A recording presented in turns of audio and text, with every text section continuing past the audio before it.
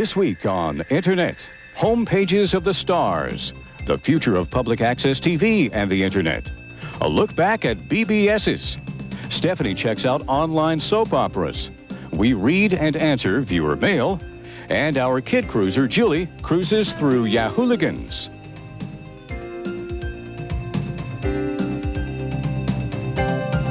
Don't just get onto the net, get into it.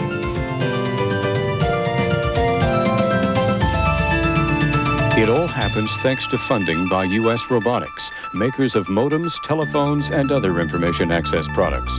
Proud to join you in support of public television. U.S. Robotics, the intelligent choice in information access.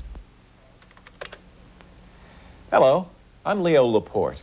In the next 30 minutes, we're going to take you for a tour of the worldwide network of computers known as the Internet, all without ever leaving your home. Our journey starts, as always, right here, with a computer and a connection to the Internet. The home page has found a place in popular culture as quickly as anything in history. Suddenly, in the last year, it's virtually impossible to listen to a radio newscast or read a page in a newspaper or magazine or even watch an evening of TV without hearing mention of the World Wide Web. The idea is powerful, intoxicating even. Anyone with an Internet account can have a homepage, an entry in this new digital who's who. You don't have to be a millionaire or a celebrity to let the world know who you are and what you think. On the web, a teacher's aide from Tulsa is on level ground with Sophia Loren of the Jet Set or William Gates of Redmond, Washington. So hang on while we take a whistle-stop tour of the World Wide Web. Famous people's home pages. That may seem like a contradiction, but despite all the talk about stars craving for privacy when they're getting interviewed, some famous folks really seem to enjoy the notoriety. So it's no surprise that some of them, many of them, have home pages. Some even are programming their own. Others rely on pros or dedicated fans with webmaster genes. And we're not talking about slick, strictly promotional home pages here. Some of these pages can be very personal, and for that matter, not particularly commercial. There may even be publicity agents cringing over some of this stuff. It's likely that stars embrace personal homepage publishing because it's a way to get close to their fans without having to go through reporters and gossip columnists or wait for an invitation to the Letterman show. Some of the faces you'll find on the web are familiar and surprising. Rodney Dangerfield certainly deserves some respect for building his own homepage.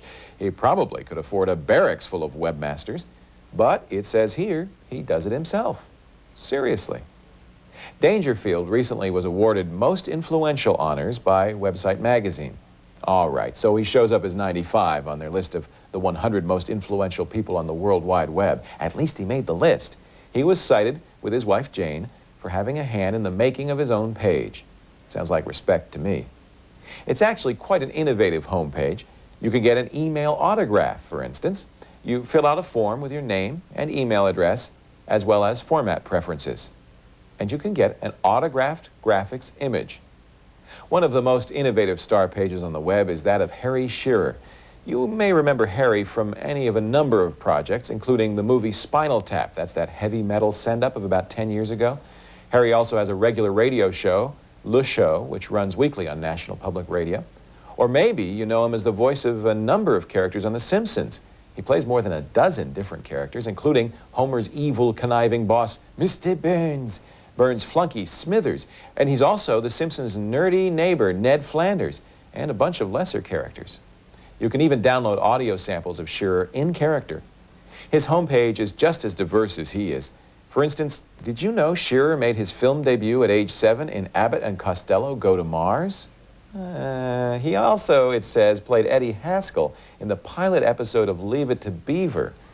That's the trouble with comics. You never know when they're kidding. How about Yoko Ono? It seems fitting that the enigmatic pop personality and sometime performance artist would embrace this medium. You'd expect something cryptic, well, at least baffling from Ono.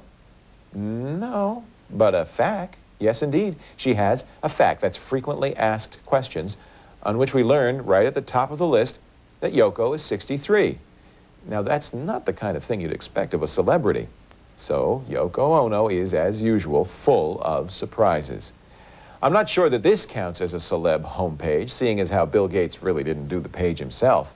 But it is about his new house, the house that Windows built. Maybe we should call it a house page.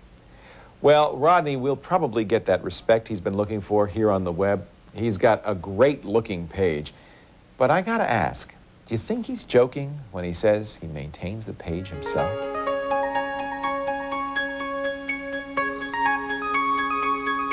One of the most attractive aspects of the web for most people is the fact that one can access and interact with an unbelievable amount of information from all over the world on a very personal level. This interactivity is even taken a step further in that one can also publish their own information to be viewed by the whole world, even if that information is personal to them. And nowhere is this most obvious than on the thousands of personal websites published by people all over the world. But these personal pages, unlike most other sites, are not as easily found or accessed unless you happen to know the name and or the website address of the person whose page you want to see. What if you want to just explore and try to find the personal web page of someone you don't know, perhaps someone in another country? What do?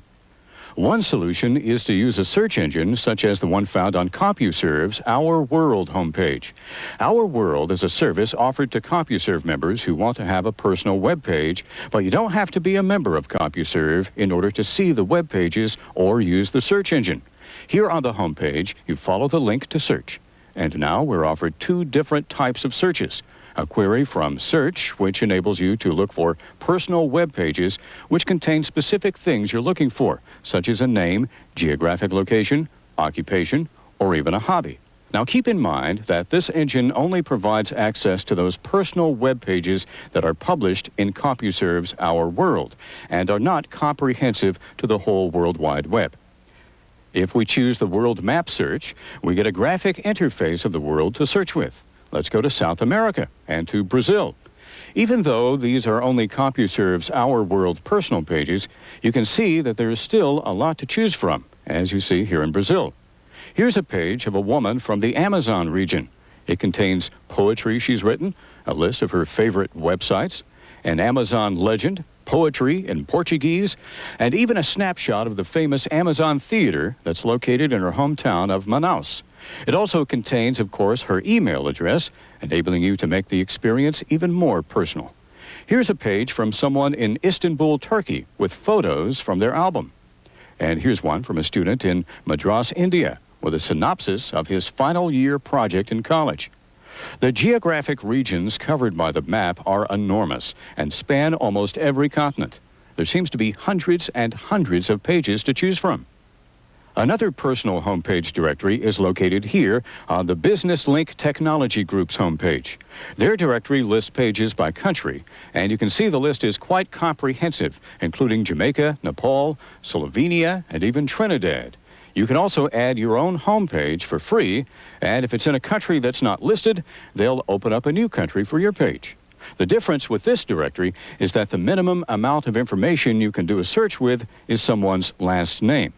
But if you enter just a few characters of any name, you're bound to turn up something. So, as you can see, if you're interested in learning about day-to-day life in places all over the world and using the web to create more personal connections with unknown people all over the world without leaving yours, there's no better way to do it than visiting someone's personal web page.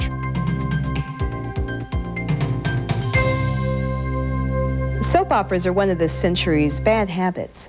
We're addicted to the outrageous action and pointless detail of the characters' lives. The new online soap operas, though, take this obsession to a whole nother level. You can read a character's journal, listen to her CDs, even send her email. All the traditional soap themes are there, but they're presented with a very 90s edge. The East Village presents the world of Eve, a 24-year-old would-be actress living in New York's East Village. Of course, she has tons of friends whom you can meet in the characters listing. There you can find out their birth date, favorite color, secret wish, and the 10 CDs they would want with them if stranded on a desert island. There's even a question and answer session with each character so you can learn all their innermost secrets. Once you know who's who, check out the current episode. New episodes appear twice a week on Tuesdays and Thursdays and include text and photos to speed the action along. And unlike television soaps, if you miss an episode, you can go back and check it out. No getting lost in the plot here. Okay, now that you know who everyone is and how they interact with everyone else, it's time to pick sides. The East Village Cliques lets you join the clique of your favorite character, where you can gossip with other viewers and sometimes with the character him or herself. Here's what makes cyber soaps really interactive: the ability to talk to the characters and to other viewers so that you're in on the action and the gossip. In addition to the cliques, there's also a chat room where you can talk with people not in your clique. And then there's music to make this a truly multimedia experience. You can check out the music playing on the East Village Radio Network during the episodes using your real audio player. And soon, video clips of the characters and episodes are promised. While the East Village is very hip and in the know, there's another online soap that prides itself on being exactly the opposite. The Squat is a cyber soap spoof following the adventures of Cletus, Valvoline, Earl, and Woody. It works the same way the East Village does, with characters providing journal entries to keep the plot moving, but these kids were definitely not English majors. There's a nice chat room, of course, where you can practice your bumpkin speak, and if you're really nice, maybe Aunt Mavis will play matchmaker for you. These cyber soaps are probably even more addictive than the plain old TV versions. They're a guilty pleasure, and I have to admit, I do enjoy reading someone else's journal, even if it is just a fictional character. Well, it's time once again to dig into our electronic mailbag. These are the printouts. We've been getting lots of great mail, as usual, about the show. We thank all of you for writing. Here's one from Tom. He says, I love the show, but every week I wonder the same thing. Why isn't USR, US Robotics, web address given? Other PBS shows give the URLs of show underwriters. Just wondering, and keep up the good work. Whoops. We do like to link to US Robotics, our underwriter, from our webpage, but just to be fair, let's give it out on the air as well. You can reach US Robotics at www.usr.com. Simple enough. Ron writes, I love your TV show, and this site has some great links. He's at our website right now. But this is the third time I've had to restart Netscape. I'm using the 32-bit version of Navigator 2.01 with Windows 95, and I get the message that Netscape has made an error and is being closed down. Do you know of a fix for the problem, or is this just the nature of the beast? Ron, beast is the right word. It isn't us.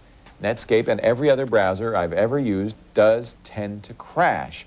And as you point out elsewhere in your note, it seems to happen most on sites like ours that use new features of the World Wide Web, like the Java language. Web browsers are pretty sophisticated pieces of software that have to interpret and respond to a wide variety of input from the net. Look, all computer programs have bugs, that is, errors that can cause them to stop working. And newer software tends to be buggier. And Netscape is about as new as can be. In fact, if you think about it, we're all bug testing the World Wide Web. In general, it's just the price we pay for being pioneers. Just remember, someday you'll be able to tell your grandchildren you were there when a new medium was being born. Next, Sarah writes to us, I love the program. On today's show, you talked about news groups, and I tried them for the first time, as you said would happen.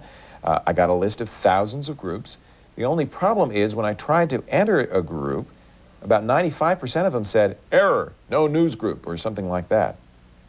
I couldn't get into any of the news groups I was interested in. Can you tell me why? Well, Sarah, I am so glad that you were inspired to try something new on the net because of us, and I'm also sorry it didn't work. Newsgroups are those email-based discussion groups on the internet. They do work a little differently than the rest of the net. To speed things up, your internet service provider maintains a copy of the newsgroups on its local site. There are thousands of these discussion groups available, but your provider probably doesn't save all of them. In some cases, they only carry a few. So if you find you can't access a newsgroup you're interested in, call your internet service provider and ask it to add that group. In most cases, once a provider learns you're interested in a group, it'll be glad to make it available. Another common cause of newsgroup failure is an incorrect setting in your browser preferences. To access the newsgroups, your browser or your newsgroup reader needs to know the name of your newsgroup server. And that's sometimes referred to as an NNTP server. Don't ask me what it means, that's just what it's called. That's the machine delivering the newsgroups to you. Now, this name has to be entered exactly correctly. If you're not sure what the proper name is, call your service provider and find out. It is worth a little effort to get the newsgroups working. They're a sometimes overlooked part of the internet because they're entirely text-based, no pretty pictures to look at. But you'll find some of the most valuable information and entertaining discussions in the newsgroups. And they're a great way to make friends all over the world. Well, thanks for all your mail. Do send your comments along to us at feedback@ontheinternet.com. And when you do, please let us know where and when you saw the show. This is show number 12. We read everything you send to us, and we truly appreciate all your suggestions.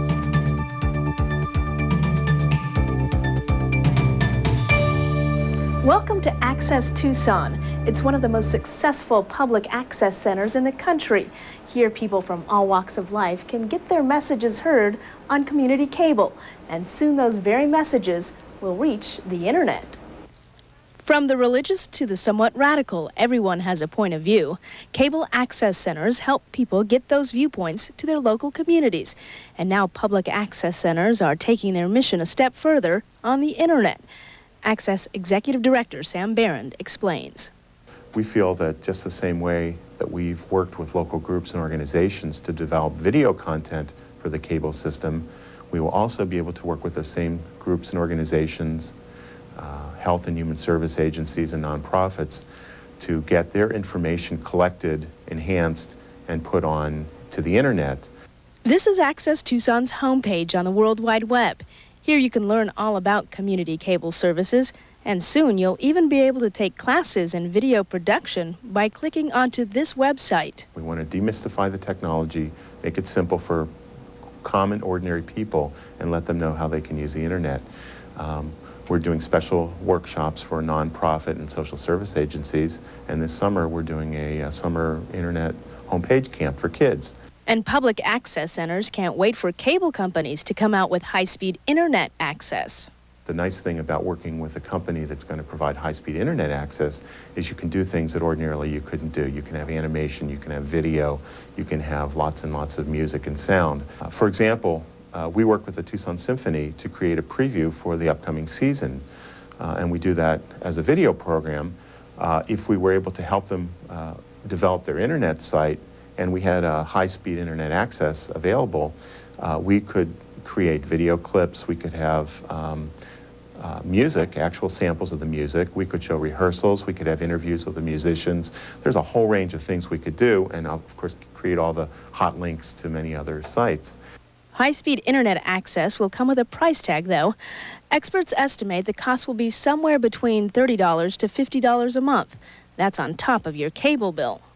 It could take up to 3 years before high-speed internet access is available to the general public, but when it is, you might want to stay tuned for huge changes on cable TV and the internet. For Internet, I'm Celeste Gonzalez. You know, it was only 2 or 3 years ago that bulletin board systems, or BBSs, were the hot medium for personal expression online. With a PC, modem, and a phone line, you could dial up thousands of personal bulletin board systems throughout the world and leave messages for other users, download and upload files, and just digitally hang out. Well, BBSs are still out there, but you have to dial one up to use it, and that can get expensive. Plus, personal BBSs usually only have 1 or 2 telephone lines, meaning only 1 or 2 people at a time can be online. It's no wonder that homepages on the World Wide Web have replaced many of the old dial-up BBSs. Like the old BBSs, the web homepage can have a personal touch. But it's too easy to get lost in the great graphic potential of the web and forget about the functional side. Nobody would dial up a BBS just to look at it. They really weren't much to look at, frankly. BBS operators, called sysops, were the predecessors of the webmaster. They offered something, whether software, discussion groups, and newsgroup echoes, graphic files, sometimes just humor or political ranting and raving. Let's take a look at some homepages that carry on that BBS feeling, offering something useful to their users. Ooh, look, it's like Grandma's cookie jar. except it's filled with software. Freeware and shareware, free or relatively inexpensive computer programs that you could download, were the hallmark of the BBS. It was a tradition, like offering a traveler a drink or a meal. Nearly every board, as bulletin board systems were often called, had a file area. It was a give-and-take situation. Amateur programmers, and for that matter, a lot of moonlighting professionals, used to upload software they wrote to be downloaded by others. The tradition continues on many home pages. There are thousands where you can find helpful programs, graphics files, icons, you name it. Here are some free backgrounds you could use to jazz up your own homepage.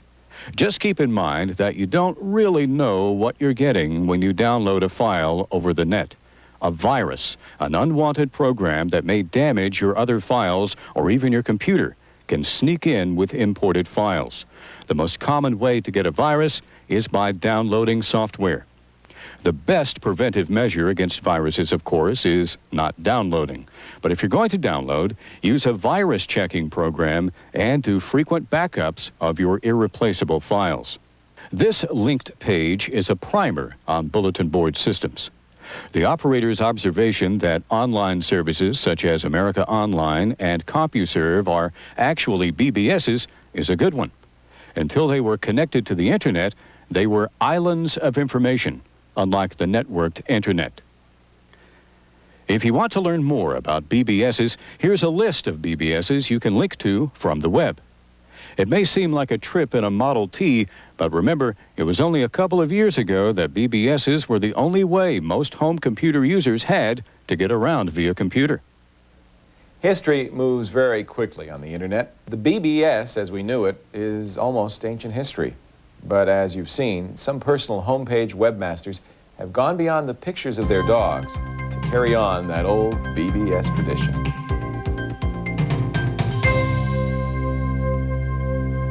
Sometimes when I'm online, I'm looking for a specific topic, either for school stuff or just for fun. That's when I use search engines like Yahoo to find what I'm looking for.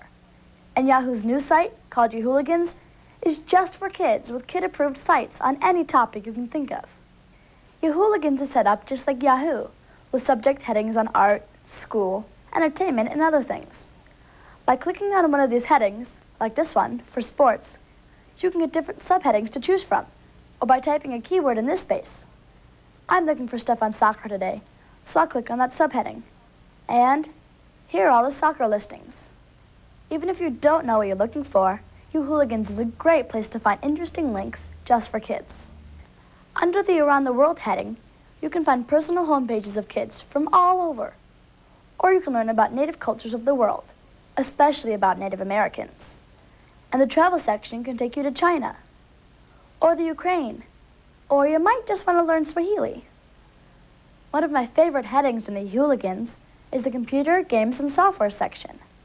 The games listing has links to great game sites, like the Happy Puppy page that reviews games and even has demos of new games for you to try out. There are also online games like Manic Maze, where you can win prizes if you don't get too lost. This listing has enough neat game links to keep you busy for hours. There's also a shareware listing here. Shareware is what they call software that you can download for free.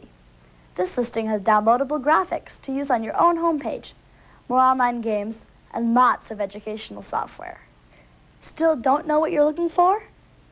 The main page lets you choose from random, cool, or new sites. The new sites are exactly that, sites that have recently been added. And cool sites are chosen each week. The random site is the most fun though, because you never know where you'll end up. Or join the Yahooligans Club and be updated through email of the coolest new sites. You can even volunteer to be a Yahooligans tester and scope out new sites before they're added to the listings.